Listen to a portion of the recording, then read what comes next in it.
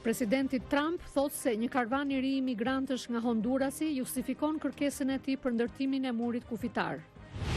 Kandidati I presidentit Trump për prokuror I përgjithshëm William Barr I nështrohet seancave të konfirmimit në Senat.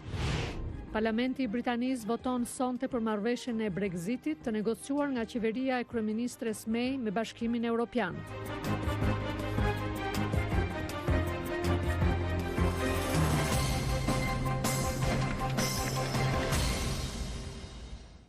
Mirëmbrëma dhe mirë se vini në programin e Zërit Amerikës Ditari, unë jam Laura Konda.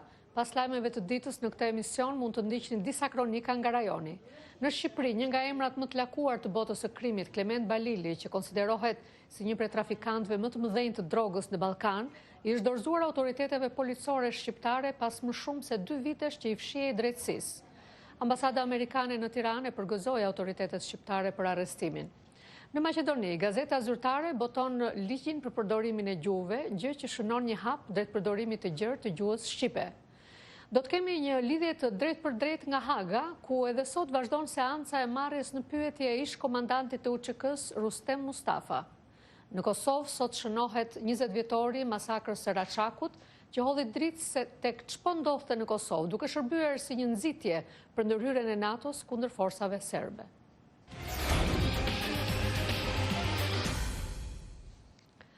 Presidenti Donald Trump tha sot se një karvan I ri imigrantësh I nisur nga Hondurasi e justifikon kërkesën e tij për ndërtimin e një muri në kufirin e Shteteve të Bashkuara me Meksikën për të mos I lejuar ata të hyjnë në vend. Një karvan I ri është nisur nga Hondurasi drejt kufirit Tony Gore, shkroi sot në Twitter zoti Trump.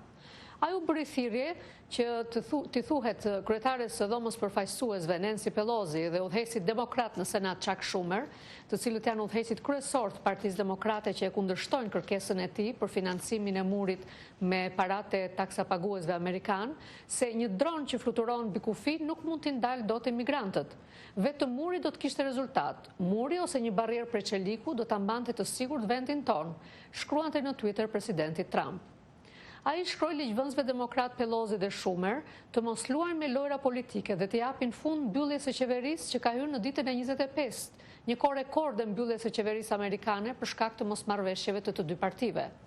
Edhe pse sipas anketave shumica e amerikanëve fajsojnë presidentin dhe republikanët për mbylljen e qeverisë, dje zoti Trump tha se përgjegjësia bie mbi demokratët. Ligjvënësja demokrate Nancy Pelosi fajsoi republikanët për mbylljen e qeverisë dhe I bëri thirrje presidentit që ta lejojë Senatin të votojë për t'i dhënë fund mbylljes së qeverisë. Kandidati I presidentit Donald Trump për prokuror I përgjithshëm William Barr po I nështrohet seancave të konfirmimit në Senat që do të zgjasin 2 ditë. Demokratët po bëjnë pyetje të vështira në seancën që po zhvillon Komisioni I Senatit për çështjet juridike. Ata kërkuan sigurime se zoti Barr do të mbrojë hetimin e prokurorit të posaçëm Robert Mueller nga sulmet politike. William Barr, I emëruar I presidentit Trump për të drejtuar Departamentin e Drejtësisë, po pyetet nga senatorët rreth pikpamjeve të tij për disa kritika që ka bërë lidhur me hetimin e prokurorit posaçëm Robert Mueller për ndërhyrjen ruse në zgjedhjet amerikane të 2016.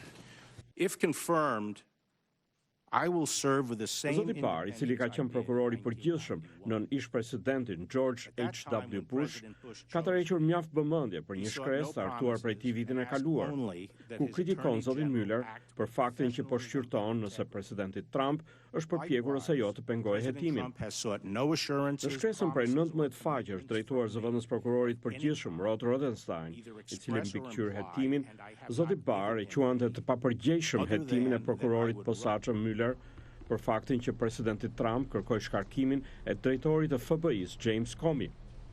Të alarmuar se zoti Barr, një jurist konservator republikan, mund t'i vërë kufi hetimit për Rusinë, demokratët janë zotuar se do ta bëjnë shkresën në fjalë një element kyç të seancës për emërimin e tij. Ata kërkuan sigurime se zoti Barr do të mbrojë hetimin e prokurorit posaçëm nga sulmet politike. Për të zbutur këto shqetësime, zoti Barr argumentoi në komentet e tij për Komisionin Juridik të Senatit se shkresa në fjalë ishte e ngushtë në kuptimin e saj dhe nuk kishte të bënte me hetimet rreth ndërhyrjes së ruse në zgjedhjet e 2016-s. Zoti Barr tha gjithashtu se ai do ta lejojë prokurorin e posaçëm Müller që ta çojë deri në fund hetimin e tij pas një ndërhyrje. Unë besoj se është në interesin e të gjithëve, të presidentit, të Kongresit dhe më e rëndësishme të popullit amerikan që kjo çështje të zgjidhet, duke lejuar prokurorin e posaçëm të përfundojë punën e tij, tha zoti Barr. Vendi ka nevojë për një zgjidhje të besueshme të këtyre çështjeve, tha ai. Pavarësisht nga toni i qetësuesit të deklaratave, demokratët kanë sinjalizuar se do t'i bëjnë pyetje të vështira kandidatit për prokuror të përgjithshëm, i cili në Shtetet e Bashkuara është titullari që drejton Departamentin e Drejtësisë. Parlamenti i Britanisë është mbledhur në një seancë debatesh dhe sonte voton për marrëveshjen e Brexitit, që qeveria e kryeministres Theresa May negocioi me Bashkimin Evropian. Zonja May anuloi një votim të mëparshëm që ishte në plan për në dhjetor, kur u pa qartë se ajo nuk i kishte votat e mjaftueshme për miratimin e marrëveshjes, por që nga ajo kohë situata nuk ka ndryshuar. Si ligjvënësit që e mbështesin edhe ata kundër Brexitit nuk janë dakord me kushtet e marrëveshjes. Disa ligjvënës kanë propozuar mbajtjen e një referendumi të dytë si ai i vitit 2016, që i hapi rrugën Britanisë drejt largimit nga Bashkimi Evropian. Të tjerë duan që kontrollin e procesit të Brexitit ta marrë nga zonja May dhe kabineti i saj, Parlamenti Britanik. Korea e Jugut ka hequr referencën për Korenë e Veriut si një vend armik në një dokument të ushtrisë, duke reflektuar kështu nismën e presidentit Moon Jae-in për uljen e tensionit me Penjanin. Ministria e Mbrojtjes e Koreas së Jugut e cilësonte Korenë e Veriut si armike që nga koha e një dokumenti politik të vitit 2010, pas vrasjes së 50 koreano-jugorëve në 2 sulme të veçanta, në një ishull dhe në një anije të marinës koreano-jugore. Për të dyja këto sulme u fajsua Penjani. Heqja e epitetit armik në dokumentin që u publikua sot pritet të shkaktojë zemrim në mesin e konservatorëve në Korenë e Jugut, të cilët thonë se përpjekjet e presidentit Moon për ndërtimin e marrëdhënieve më të mira me regjimin e Kim Jong-unit po minojnë mbrojtjen e Koresë së Veriut. Fjalimi i vitit të rim 2017 i udhëheqësit koreano-verior, ku ajo ofroi dërgimin e një kontingjenti atletësh koreano-verior në lojrat olimpike të Pyeongchangut në Korenë e Jugut, u pasua me disa përparime të mëdha diplomatike, siç ishin 3 takime me udhëheqësin koreano-jugor, presidentin Moon.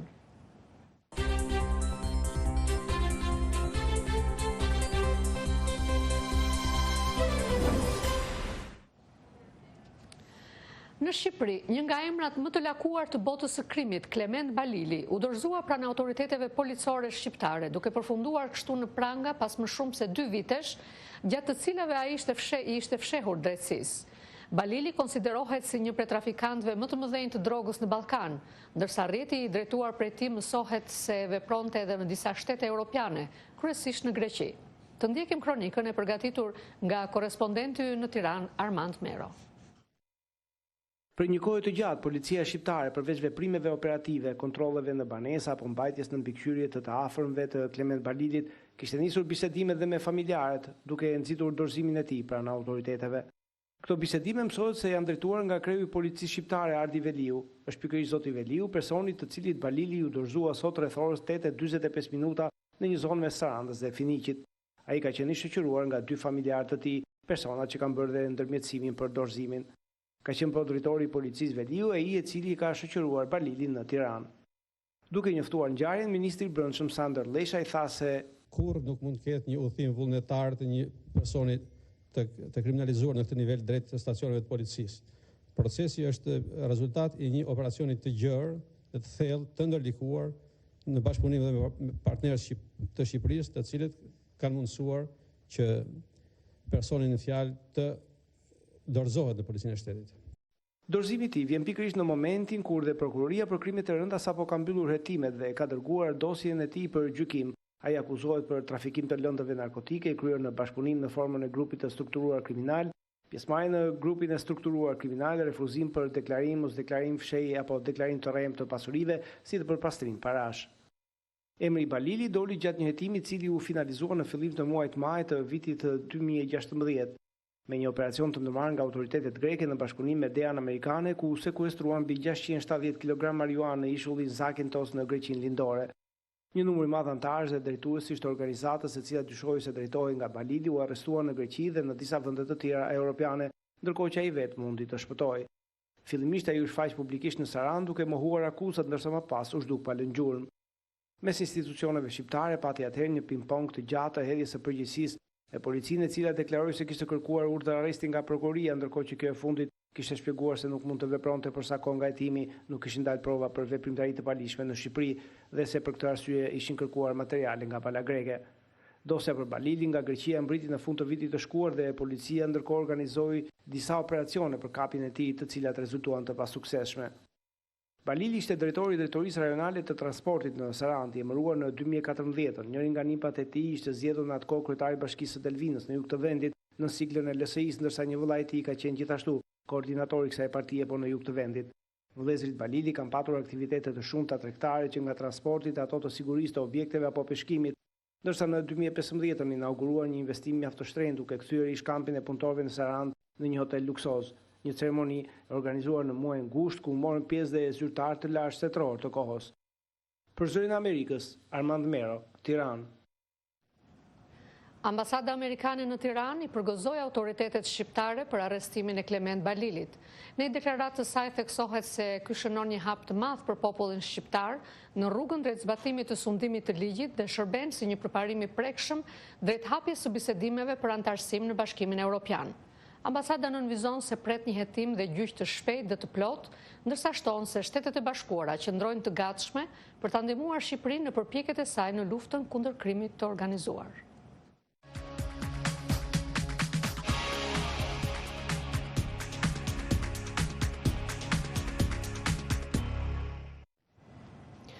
Në prokurorinë e posaçme për krime lufte me Selin në Hag, sot për të dytën ditë vazhdoi marrja në pyetje e njërit prej zyrtarëve të lartë të ish ushtrisë shërimtare të Kosovës, Rustem Mustafa. Gjykata e posaçme do të trajtojë pretendimet për përfshirjen e ish pjesëtarëve të ushtrisë shërimtare të Kosovës në krime të luftës dhe të pasluftës. E themeluar me vendim të Parlamentit të Kosovës, gjykata ka nxitur reagime atje, ku edhe sot është theksuar se po bëhet barazimi me mizoritë e forsave serbe gjatë luftës që mori fund me ndërhyrjen e NATO-s 20 vjet më parë. Po lidhemi tani me të dërguarin ton në Hag, Besim Abazi. Besim, cilat janë të rejat nga procesi i intervistimit të zotit Mustafa? Edhe me tej, derisa ne po flasim, zoti Mustafa është duke u marrë në pyetje nga prokurorët e prokurorisë së posaçme për krime lufte në Kosovë, derisa dje ai kishte marrë në pyetje për rreth 7 orë, sot ka vazhduar dhe për tej oraret që ishte planifikuar pa që të përfundon në dikun rreth orës 17 sipas kohës lokale. Mbasi kjo është bërë edhe për të përshpejtuar përfundimin e marrjes së tij në pyetje për të lënë radhën marrjes në pyetje gjatë ditës së nesërme të një komandanti tjetër të ish ushtrisë shërimtare të Kosovës, zoti Samil Ushtaku, i cili gjatë luftës kishte drejtuar zonën operative të Delnicës, një rajon në Kosovën qendrore, për të është planifikuar sipas avokatëve që të merret në pyetje për 3 ditë me radhë. Ndonse në prokurorinë e posaçme nuk kanë dhënë asnjë hollësi as rreth marrjes në pyetje dhe as rreth emrave dhe numrit të njerëzve që do të përgjigjen përpara prokurorisë së posaçme, por do të merren në pyetje. Jo zyrtarisht është thënë se janë disa 10 syresh, madje është përmendur një numër prej 60 syresh që do të merren në pyetje gjatë ditëve, javëve e mbase edhe gjatë muajve në vazhdim. Kjo gjykat, pra e cila do të veprojë këtu në Hag me ligjit e Kosovës, dhe që është themeluar pas pretendimeve të dërguarit të Këshillit të Evropës dikmarrësi për përfshirjet e pjesëtarëve të ushtrisë shërimtare të Kosovës në krime të luftës, edhe me tej po vazhdon të nxjisë reagime në Kosovë, ku thuhet se pra po bëhen përpjekje për të barazuar krimet që mund të kenë ndodhur individuale me mizoritë e forcave serbe gjatë luftës në Kosovë. Madje fillimi i marrjes në pyetje të ish pjesëtarëve të ushtrisë shërimtare të Kosovës këtu në prokurorinë e posaçme ka përkuar me 20 vjetorin e masakrës së Reçakut, për cilën sigurisht ne do flasim mëngjesisht më vonë gjatë këtij programi, dhe gjatë ditës sotme pra janë bërë thirrje që edhe ajo masakër të ndriçohet dhe të vëhet drejtësia për të. Madje kryeministri i Kosovës Ramush Haradinaj, i cili mori pjesë në shënimin e përvjetorit, tha se duhet një gjykatë e posaçme për të ndriçuar masakrën e Reçakut. Zoti Haradinaj gjatë pjesëmarrjes në shënimin e përvjetorit i bëri thirrje po ashtu edhe bashkisë ndërkombëtare që si sta të mos rëndoj Kosovën me kërkesa të shumta ndaj saj. Laura. Besim, zoti Haradinaj foli sot edhe lidhur me njoftimet se Shtetet e Bashkuara u ka dërguar mesazh institucioneve të Kosovës që të heqin tarifat ndaj Serbisë dhe kanë paralajmëruar pasoja nëse kjo nuk ndodh. Cili ishte reagimi i zotit Haradinaj për këtë kërkesë? Po pasi Laura në farë mënyrë sot e pranoi që tashmë ka përjetuar pasojat e para, tha se ishte i gatshëm dhe kishte dëshirë që të shkonte në lutje të mëngjesit në fillim të muajit shkurt në Shtetet e Bashkuara të Amerikës, por siç duket tha ai, situata e krijuar me tarifat ka bërë që kjo të mos ndodh. Zoti Haradinaj ndërkaq mohoi të ketë marrë ndonjë dokument të prodhuar nga Departamenti Amerikan i Shtetit apo Këshilli i Sigurisë Kombëtare me cilin pra paralajmëruar pasoja të tilla, por tha se kërkesa për heqjen e tarifës i është theksuar disa herë nga ambasadori amerikan në Prishtinë, Philip Kosnet. Ta ndjekim në vazhdim qëndrimin e zotit Haradinaj. Edhe kjo është një kurs i ri pak politik, pra në Kosovë, besoj jeni të gjithë të vetëdijshëm që s'ka marrë për përshtatje, po kam hyrë një kurs të ri politik, i marrë dorëzi që për vete, për qeverinë, për gjithë ne, po dorëzi që me ngrit do qëllime të maja. Nuk ka qenë letë arritja deri te ushtria, s'ka kthim mrapa për ushtrinë për Amerikës, mos bani kësi pyetjes, atëherë vërtet nuk i kuptoni thelbin e marrëdhënieve Kosovë-Amerikë. Një dokument që ka dalë në publik nuk mendohet se është autoshi Departamenti i Shtetit dhe Këshilli Kombëtar i Sigurisë, edhe mund të ketë burime nga atje, po ne në komunikim me Amerikën, komunikimi zyrtar, pra adresa zyrtare e Amerikës në Kosovë është Philip Kosnet. Ai na tregon neve çka mendojnë të tjerët për mbi të, se është i paguar për atë punë. Edhe unë jam i paguar për ju, qytetarëve të Kosovës më tregu ku po na dhem, miku do të më tregu. Zoti Haradinaj gjatë 2 ditëve të fundit ka theksuar ndërkaq se Kosova do të ishte e gatshme të pezullojë tarifën e vendosur në nëntor të vitit kaluar ndaj mallrave të prodhuara në Serbi, por edhe në Bosnjë-Hercegovinë, siç thuhet atëherë, për shkak të fushatës agresive të Serbisë ndaj shtetësisë së Kosovës, por një gjë e tillë tha ai mund të ndodhë vetëm me një kusht, me njohjen e Kosovës nga Serbia, apo të paktën me garanci nga Bashkia Ndërkombëtare se do të ndodhë së shpejti një proces i arritjes së një marrëveshje përfundimtare që duhet të çojë në njohjen e ndërsjell ndërmjet të dyja vendeve. Zoti Haradinaj po ashtu tha se një marrëveshje e tillë do të kupton që do të përjashtohet çdo mundësi e prekjes së tërësisë toksore të Kosovës. Laura? Faleminderit Besim, ishim në lidhje të drejtë për drejtë me të dërguarin ton në Hag, Besim Abazi.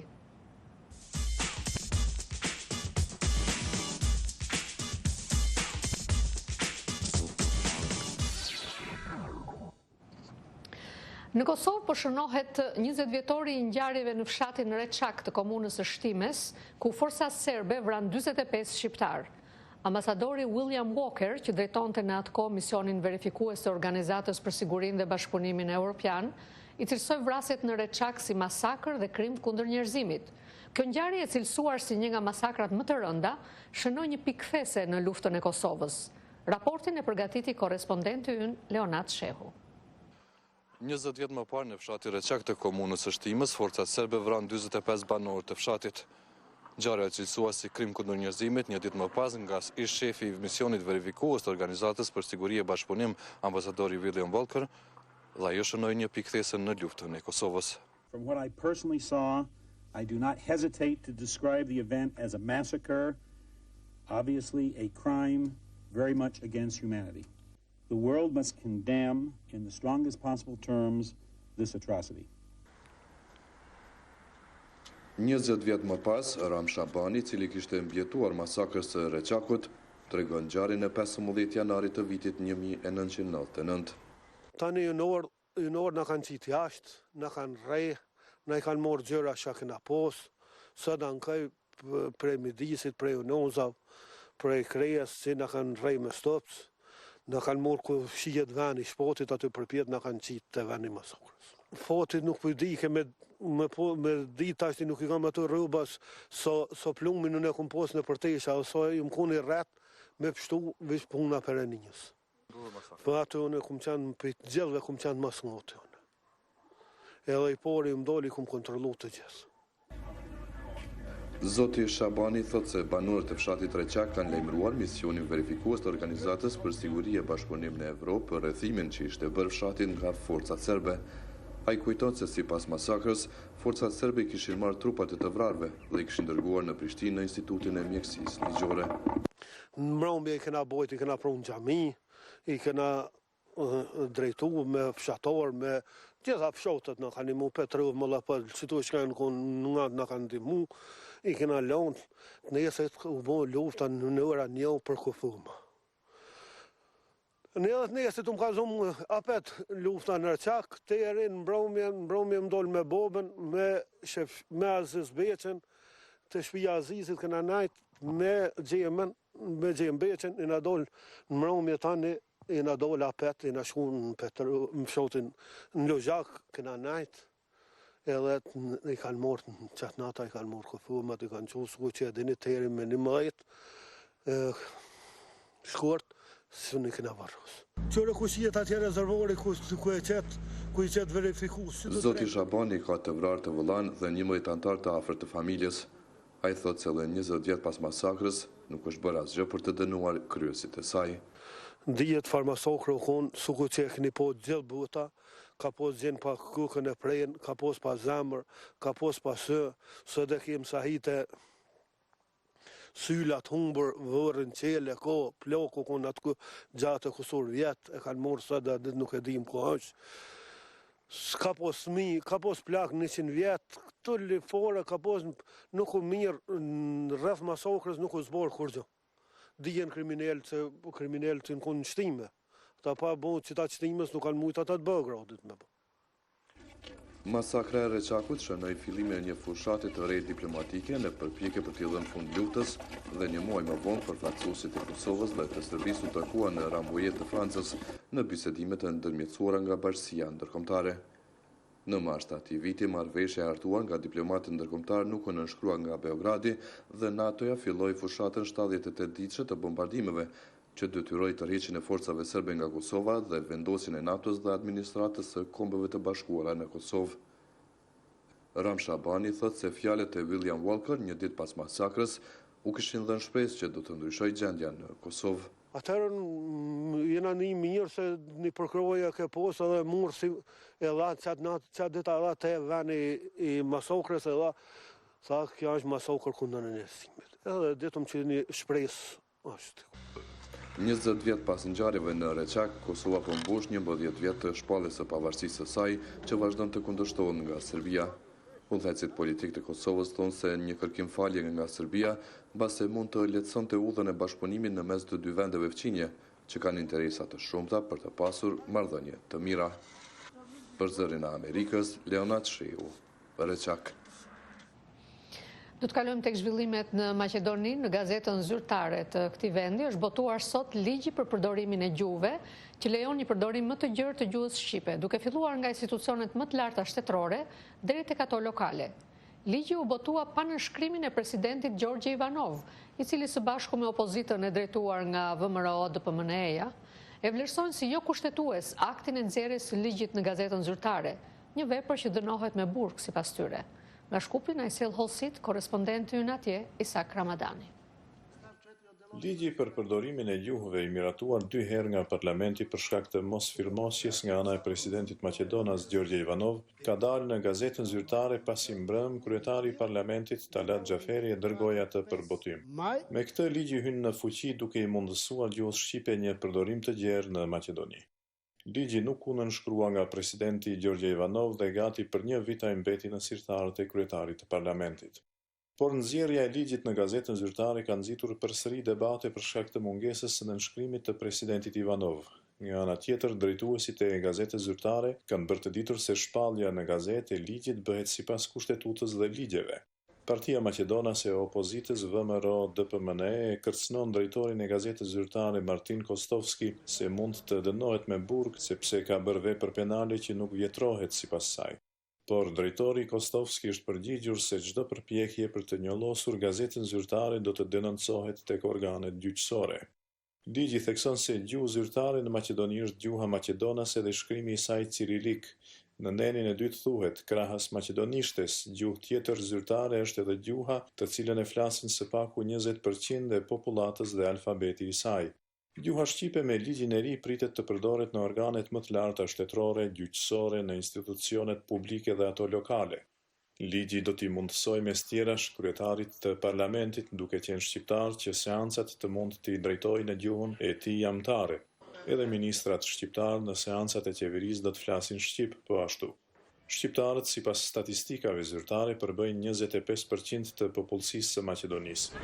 Marrëveshja e Ohrit, që rezultoi pas një konflikti të armatosur midis kryengritësve shqiptar dhe forcave qeveritare maqedonase në vitin 2001, ngërtheu brenda vetes një sër ligjesh që ngritnin pozitën e shqiptarëve në vend, por gjuha shqipe pati mbetur gjatë kohë me një status të cunguar, duke nxitur pakënaqësi të shumta tek popullata shqiptare në Maqedoni. Për Zërin e Amerikës, nga Shkupi, Isak Ramadani.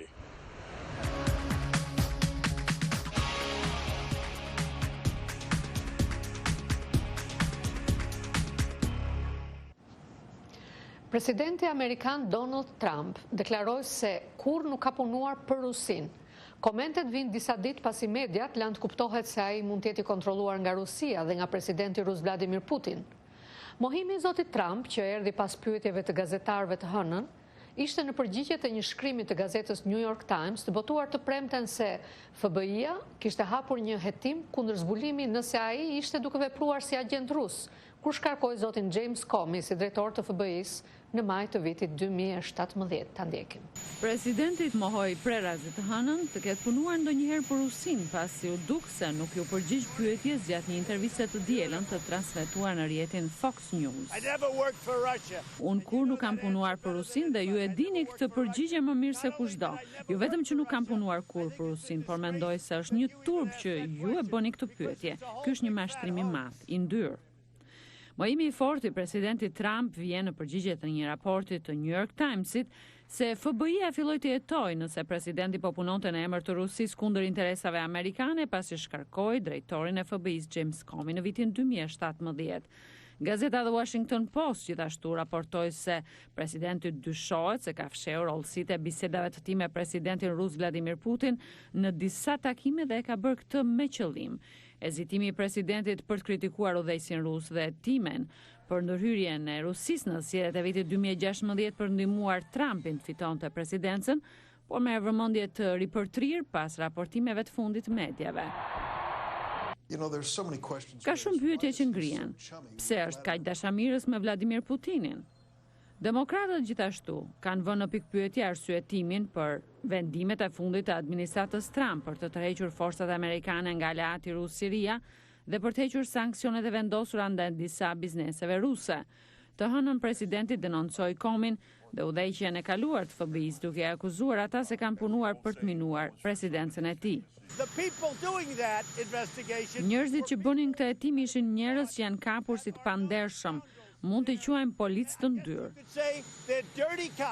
Shtëpia e Bardhë thotë se ka qenë më e ashpër ndaj Rusisë sa presidentët në të kaluarën dhe ka vendosur 272 sanksione të lidhura me Rusinë. Shtëpia e Bardhë vazhdoi të denoncojë burimet e pa identifikuara në komunitetin e inteligjencës që kanë nxjerrë informacionin në media. Udhëheqësit republikan të dhomës së përfaqësuesve morën vendim të largojnë ligjvënësin Steve King nga 3 komisione, si reagim ndaj komenteve të tij raciste gjatë një interviste dhënë gazetës New York Times. Vetë ligjvënësi amerikan, një republikan nga Iowa, e cilësoi këtë një vendim politik që ignoron të vërtetën sipas tij. Këtë kronik ju ftojmë ta ndiqni në faqen tonë të internetit si dhe në Facebook. Këto ishin materialet e përgatitura për ditarin e sotëm. Ditari mund të ndiqet drejt për drejt në faqen tonë të internetit zëriamerikës.com si dhe në Facebook. Natën e mirë dhe mirupafshim.